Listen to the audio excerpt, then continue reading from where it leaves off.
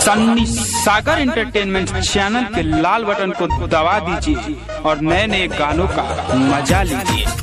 प्रेम से बोला सूरज भगवान की डीजे संजय सम्राट, डीजे संजय सम्राट। अभी आप सुन रहे हैं राइटर सनी सागर को।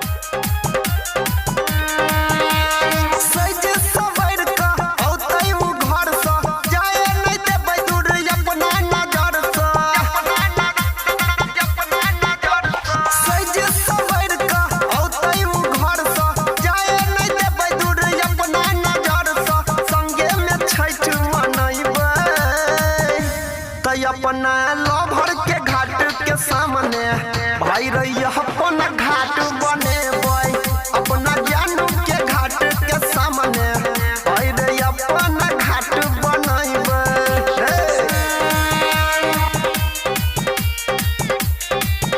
अभी आप सुन रहे हैं राइटर सनी सागर को।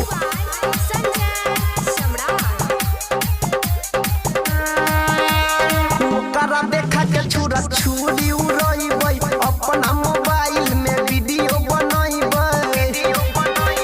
ओकरा देखा के छुरा छुरी उड़ाइबे, अपना मोबाइल में वीडियो बनाइबे। सबसे लुका के काट में जाके करके इशारा हम ओकरा बोलाइबे। सब लव वाला बात बतइबे, त अपना लभर के घाट के सामने भाई रही अपना घाट बने बोई, अपना जानू के घाट के सामने भाई रही अपना घाट बनाइबे। प्रेम से बोला सूरज भगवान की म्यूजिक बाय संजय सम्राट। अभी आप सुन रहे हैं राइटर सनी सागर को। कमर हिला बैला डीजे मंगाइबे, यादव अनिल के गीत बजाइबे। कमर हिला बैला डीजे मंगाइबे, यादव अनिल के गीत बजाइबे। नाचत देखतै उ खूबे हो हंसतै, छोड़ी के ओकरा हम कतहु नहीं जाइबे। राइटर सनी के साथ ल जेबै, त अपना लभर के घाट के सामने भाई रही अपना घाट बने बोई, अपना जानू के घाट के सामने भाई रही अपना घाट बने बोई।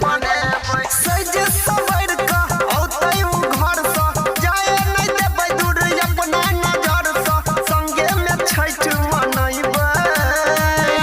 त अपना लभर के घाट के सामने भाई रही अपना घाट